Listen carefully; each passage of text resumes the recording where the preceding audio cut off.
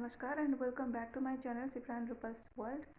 आज हूँ अयोध्या प्रभु श्रीरामचंद्र प्राण प्रतिष्ठा जोटा कि दीर्घ 500 वर्षर संघर्ष पर आज से सुजोग आम मानक मिल पारे आम रामलला जन्मोत्सव को पालन करें से पुणी संभव हो पार्टी माननीय प्रधानमंत्री श्री नरेंद्र मोदी दृढ़ संकल्प आ प्रचेषा आज समग्र भारतवासी को से सौभाग्य मिल पार्टी। तो चलते आम किसी न कर घरे कलश स्थापनाटे कर दीपटा लगे पार। तो आम केमती कलश स्थापन कर जाऊँ आज बुलायापी। तो से ऊपर आज अच्छी वीडियोटी। तो चलते डेरी नक वीडियोटी स्टार्ट करवा।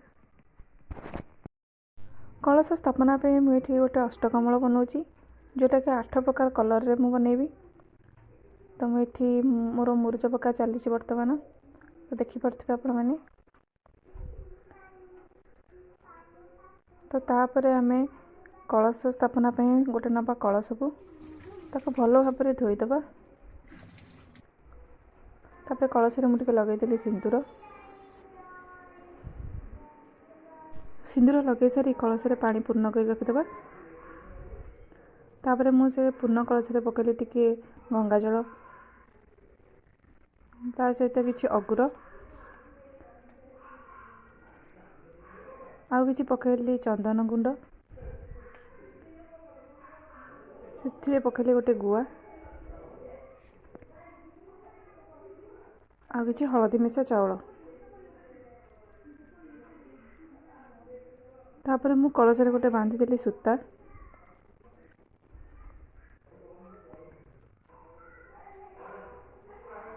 एबे सूता बुंदा हो गला से मु पकईली गोटे कॉइल। तापर मुझे रखी गोटे आंब डाल। तापर नड़िया गोटे सालुकना गुड़े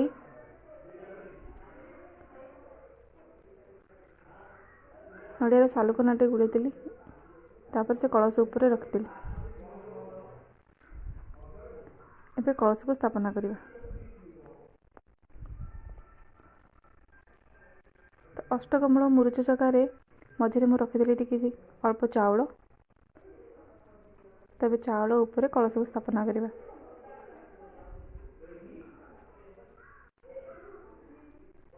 चाउल उपर मु कलश को रखिदेली। एबे नड़िया उपर गोटे तुलसी पत्र किछि फूल मु रखिदेवी।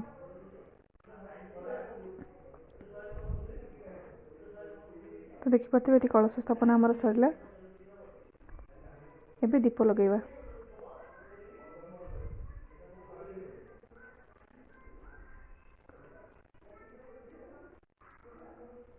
तो दीप लगाइबे भी सेमती हलदी मिशा चाउल टिके रखिदेली। ता ऊपर मु दीपटे बसैबी।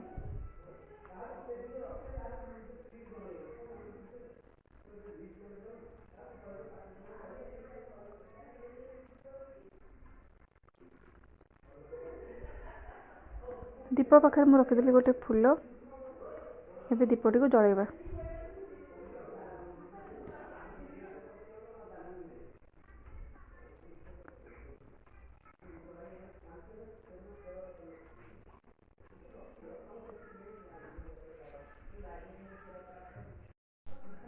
एबे दीप लगा सरला। एबे कलश पाखे 2टा गेंडु फूल मु रखिदेली। एबे कलश पाखे आम भोगटा लगेबा। से नेली गोटे कदली पत्र। तापर से रखिदेली गोटे कदली आ गोटे लड्डू। ता ऊपर मैं रखिदेली किसी तुलसी पत्र आ फूल। एबे कलश स्थापना आम सरीगला। एबे गोटे फूल रे गोटे जगार पानी बुड़े पानी छड़ेबा।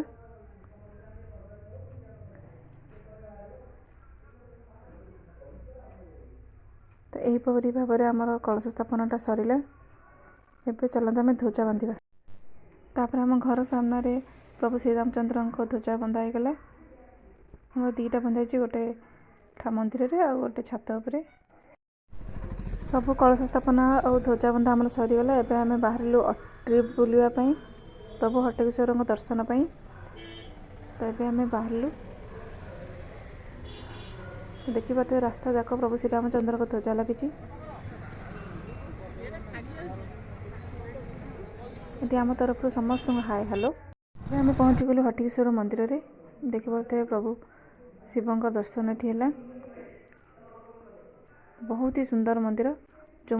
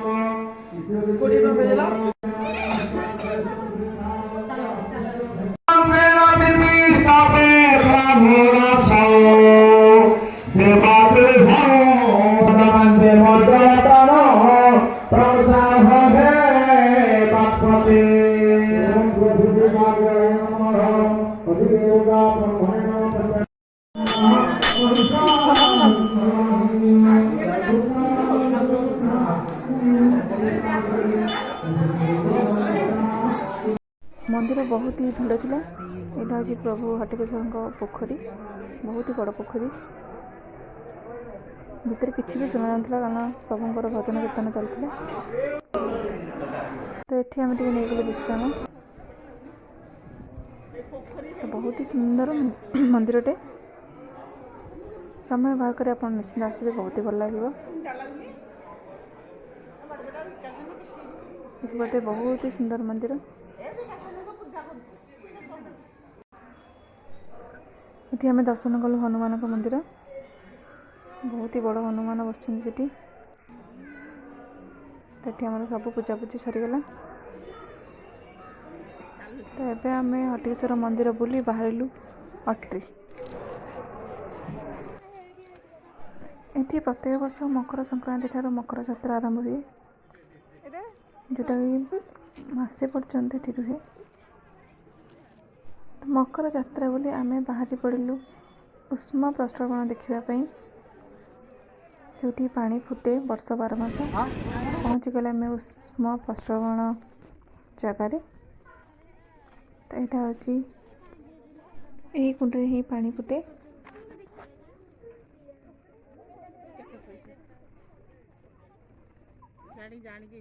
तो देखी पारे पानी कमी धुआं बाहर। अट्री बुला सरीगला आमर। एबे आम चलू घर को आसी आम छोट दीपावली बनइलु, जेहेतु आज प्रभु श्रीरामचंद्र प्राण प्रतिष्ठा अच्छी। तो देखी पारे आम ये दीप लगे दीचु कलश पाखे। और आज आम चेष्टा कर छोट दीपावली बनवाई। तो जी आम पाखे संभव आम सब दीपटी लगेचु।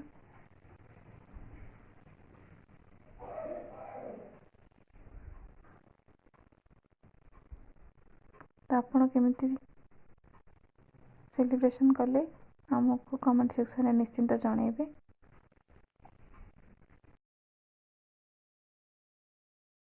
यहाँ हूँ लक्ष्मी नारायण का मंदिर।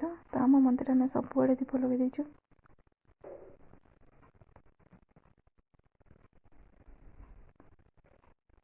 तो आशा कर वीडियो निश्चिंत भल लगी।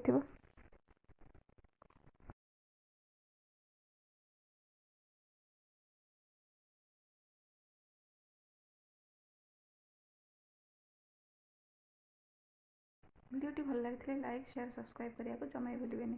And thank you so much for watching.